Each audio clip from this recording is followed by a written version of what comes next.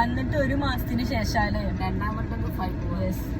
Hello, അപ്പോൾ നമ്മുടെ outing ഇതാ ഇവിടെ സ്റ്റാർട്ട് ചെയ്യണം. ഞങ്ങളിന്ന് ബുർജ് ഖലീഫയും ദുബായ് മാളും കാണാൻ വേണ്ടിയിട്ടാണ് ഇറങ്ങിയത്. ഞങ്ങളെന്ന് പറഞ്ഞാൽ ഞങ്ങൾ 2 കപ്പിൾസാട്ടോ, എൻ്റെ ഫ്രണ്ടും വൈഫും. ഞങ്ങൾ ഒരുമിച്ചാട്ടോ ഇവിടെ താമസിക്കുന്നത്. പിന്നെ 2 ഫ്രണ്ട്സ് വേറെ ഉണ്ടായിരുന്നു അങ്ങനെ ഞങ്ങൾ 6 പേര് കൂടിയിട്ടായിരുന്നു ഈ ട്രിപ്പ്. പോകുന്ന ടൈമിലുള്ള പ്രഹസനങ്ങളാണ് കേട്ടോ ഈ കാണുന്നത്. ഞങ്ങളെല്ലാവരും ഒരേ വൈബായതുകൊണ്ട് അടിപൊളിയായിരുന്നു.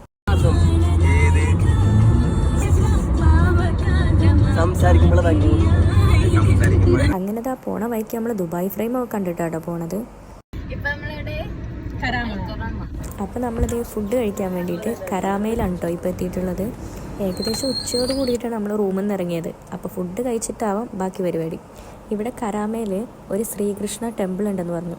അപ്പം നമ്മൾ ഫസ്റ്റ് അത് കാണാനാട്ടോ പോകുന്നത്. ഓരോ ദിവസം കൂടുന്തോറുള്ള ചൂടിൻ്റെ അവസ്ഥയാണ് കേട്ടോ എൻ്റെ മുഖത്ത് ഈ കാണുന്നത്. ദുബായ് ടെമ്പിൾ എന്ന് പറഞ്ഞപ്പോൾ ഞാൻ ഒട്ടും ഇങ്ങനെയൊന്നും എക്സ്പെക്റ്റ് ചെയ്തിരുന്നില്ല കേട്ടോ. ശരിക്കും പറഞ്ഞാൽ നമ്മുടെ ഇന്ത്യൻ കൾച്ചറിൻ്റെ എവിടേക്കോ ഒരു ടച്ച്. ശരിക്കും ഒരു അമ്പലത്തിൽ പോയാൽ ഉണ്ടാവുന്ന കടകളും സാധനങ്ങളും എല്ലാം അവിടെ ഉണ്ടായിരുന്നു കേട്ടോ. ശരിക്കും നമ്മുടെ നാട്ടിലെ അമ്പലങ്ങളിൽ പോയൊരു ഫീല് എവിടേക്കോ ഒന്ന് കിട്ടി. ഇത് ശരിക്കും ഞാനിവിടെ ഒട്ടും പ്രതീക്ഷിക്കാത്തൊരു സാധനം കേട്ടോ. കുപ്പികളെന്ന് പറയുന്നത് എന്നും എനിക്ക് ഒരു ക്രൈസായിരുന്നു.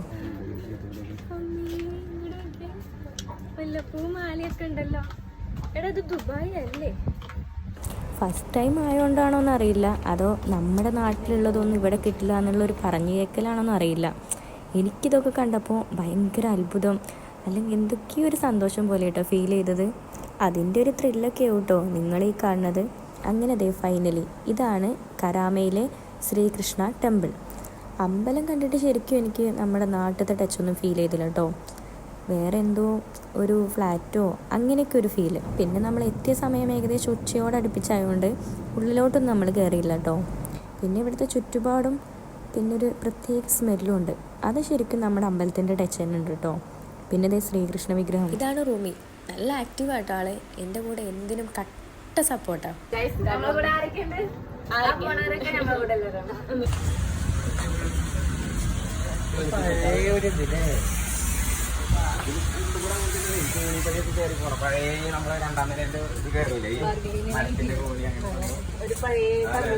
നമ്മുടെ നാട്ടിലേക്ക് ദൃഷ്ടിദോഷത്തിന് സാധനം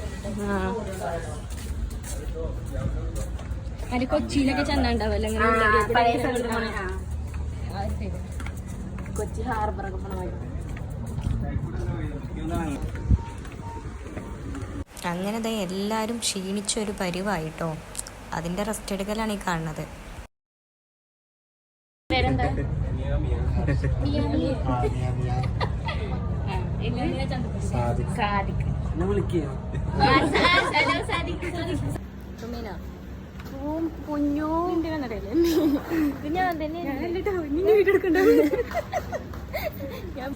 ഇവിടെയൊക്കെ കൂടുതലായിട്ട് നമ്മൾ കാണുന്നത് തുണിത്തരങ്ങളാട്ടോ. എന്തോ അറബികളുടെ ഡ്രസ്സുകൾ അല്ലാതെ നമ്മളുടെ പാർട്ടി വെയർ ഐറ്റംസാണ് കൂടുതലായിട്ടുള്ളത്. അങ്ങനത്തെ ടെമ്പിൾ വിസിറ്റ് കഴിഞ്ഞു. ഇനി നമുക്ക് ചെറിയൊരു ബോട്ടിംഗ് ആണ് കേട്ടോ.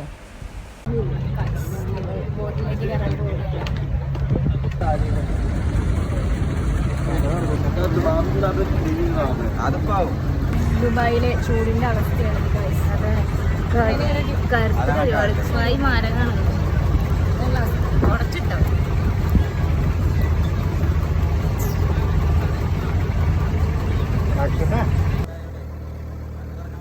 ബോട്ട് റൈഡ് എന്തായാലും ശരിക്കും അടിപൊളിയായിരുന്നു കേട്ടോ.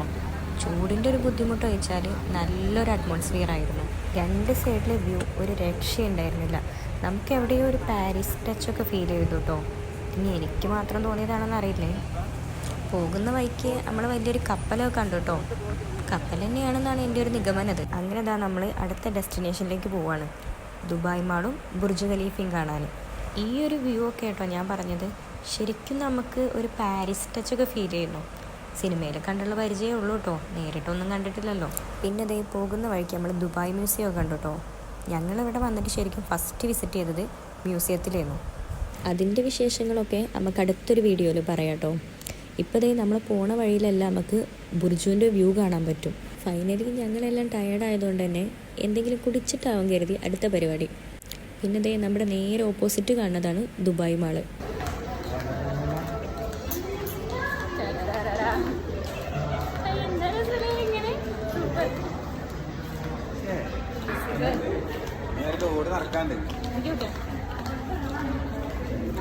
അങ്ങനെ ഞങ്ങൾ ഇതിൻ്റെ ഉള്ളിലേക്ക് എൻട്രി ആയി. ഒരു ലോഡ് നടക്കാണ്ടെന്ന് പറഞ്ഞപ്പോൾ ഇത്രയ്ക്ക് ഞാൻ പ്രതീക്ഷിച്ചില്ല കേട്ടോ. അത്യാവശ്യം നന്നായിട്ടുണ്ടായിരുന്നു. അങ്ങനെ ഞങ്ങളിതാ ഏകദേശം ദുബായ് മാളിലെത്തി. ഇവിടെ നിന്നൊക്കെ നമുക്ക് ചെറുതായിട്ട് ബുർജുവിൻ്റെ ഒരു വ്യൂ കിട്ടും കേട്ടോ.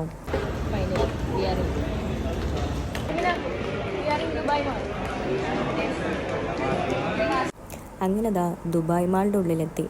ഇനി ഇവിടെ നിന്ന് ബുർജു വ്യൂവിലേക്കാണ് ഇനി പോകേണ്ടത്. ആർക്കും വലിയ ഐഡിയ ഒന്നും ഇല്ലാത്തതുകൊണ്ട് ഞങ്ങൾ മാപ്പൊക്കെ നോക്കിയിട്ടാട്ടോ പോയത്.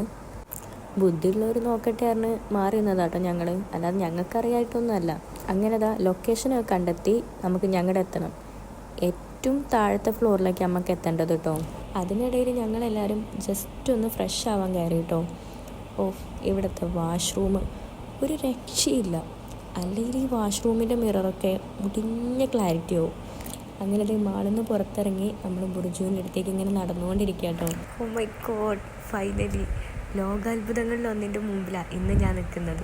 ഇങ്ങനൊരു ഭാഗ്യം ഒരിക്കലും എൻ്റെ ലൈഫിൽ ഉണ്ടാവുമെന്ന് ഞാൻ വിചാരിച്ചിട്ടില്ല. Thanks to my husband, give me this opportunity.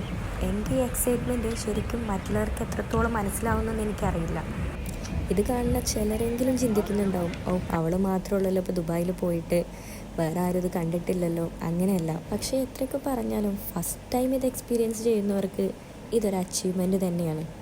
പിന്നെ എന്തിനും കൂടെ ഇയാൾ കട്ടയ്ക്ക് നിൽക്കുമ്പോൾ എനിക്കതുപോലെ. അങ്ങനെ എഗെയിൻ ഞങ്ങൾ ദുബായ് മാളിൻ്റെ ഉള്ളിൽ തന്നെ എത്തി. പിന്നെ അതിൻ്റെ ഉള്ളിൽ ഞങ്ങളൊരു ആർട്ട് മ്യൂസിയം കേട്ടോ കണ്ടത്. ഒരു ഫിഷ് അക്വേറിയം എന്നൊക്കെ പറയാം. ഈ വെള്ളത്തിൻ്റെ ഉള്ളിലേക്കൊക്കെ നമുക്ക് എൻട്രി ഉണ്ട് കേട്ടോ. പക്ഷെ അതിനൊക്കെ എക്സ്ട്രാ പേയ്മെൻ്റ് ആണ്. ഞങ്ങൾ പിന്നെ അത്രയും റിസ്ക് എടുത്തില്ല. അപ്പോൾ ഇന്നത്തെ ഒരു വിശേഷം ഇത്രയേ ഉള്ളൂ. ബാക്കി പിന്നെ